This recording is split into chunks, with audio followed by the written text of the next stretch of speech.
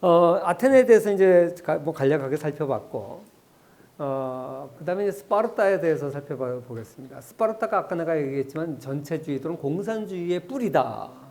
이렇게, 여러분 스파르타 그러면은 뭐 전쟁 잘하고 칼싸움 잘하고 이런 거는 알겠지만 이게 오늘 사회주의 또는 공산주의의 뿌리다라는 건 처음 들어보는 사람 많을 거예요. 그게 왜 그렇게 되는지를 좀 설명을 하겠습니다. 사실 스파르타의 공식 국호, 나라의 이름은 라켓다이몬이에요. 근데 스파르타 왕비의 이름에서 이제 스파르타라는 이름이 별명이 생겨가지고 그게 나라 이름처럼 지금 불리는데, 아테네 주변에서 그리스 반도는 거의 전부 상업을 해야 먹고 살아요. 그 상업을 해야 서로 잘 살게 돼요. 그러니까 이걸 당연하게 여기고 상업을 많이 했어요. 그런데 스파르타만은 아주 독창적인, 독보적인 길을 가게 됩니다. 이 스파르타가 펠로폰네소스 반도에 거의 대부분 스파르타가 지배했죠. 여기서 이제 도리아인들을 피해서 도망간 사람들이 만든 게 아테네고, 그래서 아테네는 델로스 동맹을 만들고 나중에 스파르타는 펠로폰네소스 동맹을 만들어서 서로 이제 맹주가 돼서 싸우게 되죠. 근데 아직 이제 거기까지 발전하기 전이에요. 지금 이제 스파르타가 도리아인들이 내려와서 이제 실질적으로 저 반도를 지배하면서 이제 일어나는 건데, 이 스파르타는 철저한 계급 사회예요. 1계급은 도리아인, 외부에서 내려온 도리아인, 이 사람들인데, 이 사람들은 참정권을 가지고 있는 자유시민들, 이 사람들만 참정권이 있고 자유시민들이에요. 그리고 이 사람들은 모두 군인이에요. 그리고 2계급은 상공업에 종사하는 사람들이에요. 페리오이코이라고 불렀는데 타 지방 출신 그리스인들이죠. 그런데 이 사람들은 자유민이긴 자유민인데 시민권, 참정권, 선거권 아무것도 없어요. 병역의 의무만 있어. 군대를 동원할 때는 이 사람까지는 동원을 해요. 그다음에 제3계급에 헤일로타이라고 부르는 농노계급이 있는데, 이 사람들은 원래 살던 선주민들이에요. 그러니까 그리스 문명의 영향을 받지 않고 원래 살았던 이제 수준이 낮은 선주민인데, 이 사람들은 아무 권한도 없고 병역의 의무조차도 없어요. 물론 사유재산권도 없고 재판권도 없고 시민의 권리는 없을 뿐만 아니라 전쟁에도 못 나가. 전쟁에더라도 후방에서 누군가는 생산을 해야 되니까 어떻게 보면 믿지 못하는 거죠. 이 사람은 칼을 쥐어주면 안 돼. 그런데 인구 비례를 보면 1계급 도리아인이 1이라 그러면 2계급 페리오이코이는 7배가 많고요. 3계급인 헤일로타이는 16배가 많아요. 그러니까 이 사람들한테 칼을 쥐어주면 16배 많은 사람들이 무기를 쥐면 반란을 일으키면 어떻게 되겠어요? 그러니까 이 사람들은 전쟁에 나가지 못하는 거예요. 그리고 2계급인 이 사람들까지는 그래도 전쟁을 하면 병사로는 동원을 하는 거지. 그리고 스파르타인들은 전부 일종의 귀족들이고 장교계급이고 이 사람들이 정예군들이에요. 그러니까 여기 보시면 거의 24분의 1, 전체 인구의 25분의 1이면 4%잖아요. 4몇 % 정도가, 그 5%도 안 되는 도리아인들이 철권 통치로 전체 스파르타를 지배하는 이런 독특한 구조예요. 어떻게 보면 공산주의가 인민의 나라라 그러지만, 인민이 지배하는 나라라지만 사실은 소수의 공산주의자들, 공산당들이 지배하죠. 그거하고 비슷한 정치 구조를 가지고 있어요. 그래서 인구 이렇게 소수 정예가, 이 사람들은 태어나서 모든 사람들은 군인이에요. 한평생 전쟁을 위해서 태어난 사람들이에요. 그래서 사자가 자기 새끼를 갖다가 절벽에서 떨어뜨려 가지고 살아남는 놈만 키운다 그러는데, 그런 식으로 불구자들은 인정을 안 해요. 죽여버려요. 그리고 건강한 남자들만 이제 성인, 남자든 여자든 관계없어요. 여자도 다 똑같이 전사예요. 성인으로 자라게 하고, 만약에 병이 있거나 붉으면 노예가 돼요. 그래서 7살부터 기숙사 생활을 하고 전사로 양성을 합니다. 이 사람들은 전쟁을 할 때 벌거벗고 해요. 남녀가 섞여서.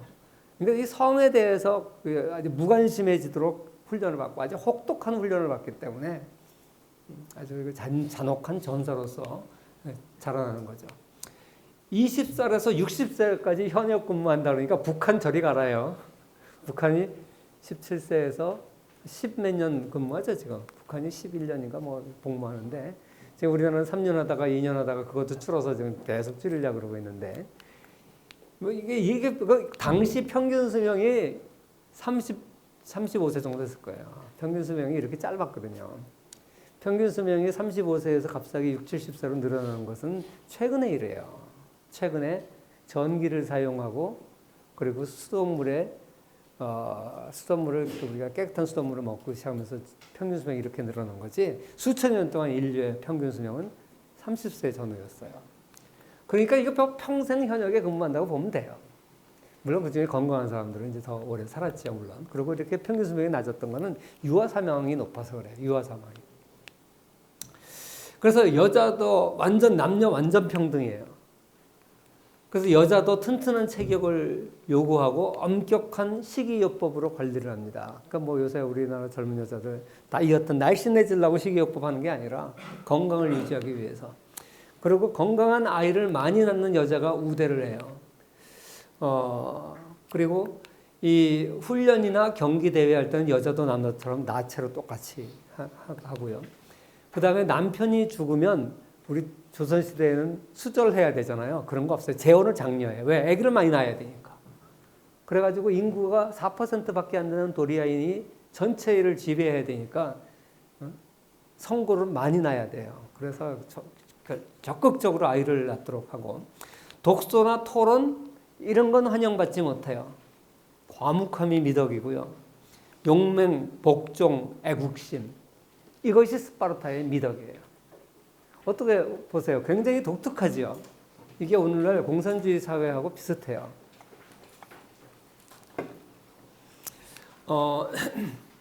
이제 경제 문제로 들어가 보면 더 이제 그 특징을 알 수가 있는데, 완전 이제 사회주의 공산주의 체제인데, 돈을 보통은 우리나라 옛날에 동으로 만든 걸 썼어요. 왜?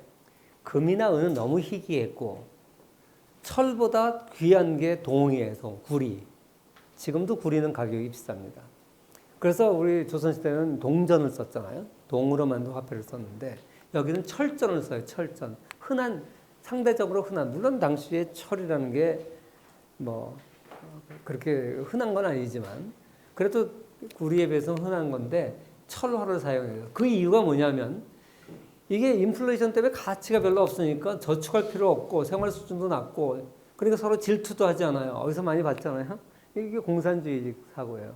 가난을 자랑으로 여기고, 잘 살라고 하는 건 사치라고 생각하고 나쁜 거라고 보고, 그냥 다 같이 평등하게 가난하게 사는 것을 더 좋다라고 보고, 그 이유는 질투심을 안 생기기 때문에. 그리고 계급 투쟁을 할 수가 없어요. 다른 종족하고 할 수 없어요. 자기네들 도리학끼리는 또 완전 평등이에요. 도덕도 없고 교육도 안 하고 철저한 자급자족 경제고. 그래서 이 스파르타는 전사 이외에는 아무것도 낳지 못했어요. 철학, 과학, 문학, 역사, 건축, 조각 아무것도 없어요. 오직 남긴 거 하나, 스파르타 방식. 영화 300 봤어요? 그 사신을 갖다 발로 빵 쳐놓으면서 This is Sparta 그러죠. 여기는 막 스파르타야. 그래서 이 막강한 군사력, 그리고 소수지만 워낙 우수한 전투원들이 있고, 그렇기 때문에 펠로폰네소스 반도를 전부 지배했고, 그리고 자기네들과 다른 시스템을 가진 나라하고 그걸 적으로 간주할 수밖에 없어요. 영향을 자꾸만 받아요. 사람들이 잘 사는 아테네에 가서 보면 그 생활에 부럽고, 시스템이 위기가 와요. 그러니까 거기를 적으로 간주하고, 이런 것이 스파르타입니다. 그래서 오늘날 아테네 그러면 전 세계가 이제 정치적으로 민주주의를 가장 좋다 그러잖아요. 근데 이 민주주의의 원형, 이 아테네를 지나고 나서는 민주주의가 없어져요. 로마 시대에도 잠시 민주주의를 하지만 나중에 가서 제국으로 가면서 민주주의가 없어지잖아요. 그리고 동양에는 민주주의가 원래 없었고, 그러니까 이 민주주의가 나중에 19세기에 가서 이제 유럽에서 다시 꼽히게 되는데, 그 원형이 이렇게 오래된 2500년 전에 그리스의 아테네에서 민주주의가 이제 시작을 했다는 면에서 참 독특하죠.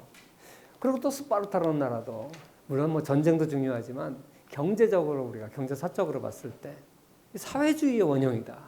평등을 강조하고 잘 사는 것을 배격하고, 우리 조선시대도요, 잘 사는 걸 배격했습니다. 조선왕조실록에 보면 조선은 가난한 나라다는 걸 자랑으로 여겼어요. 유교의 선비 정신이라는 것이 청렴, 그리고 배가 고프더라도 비굴하지 않고 그런 가난을 자랑으로 여겼거든요. 권력을 탐하지 않고. 그러니까 이게 정신이 좀 그런 정신이 옛날에도 있었어요. 그러니까 우리가 본능적으로는 잘 먹고 잘 사는 게 인간의 본능이에요. 근데 한 문명을 만들어가는 데는 이 본명을 거슬러 가면서 이런 걸 만들 수 있는 거죠. 그런데 스파르타는 바로 그런 대표적인 나라입니다.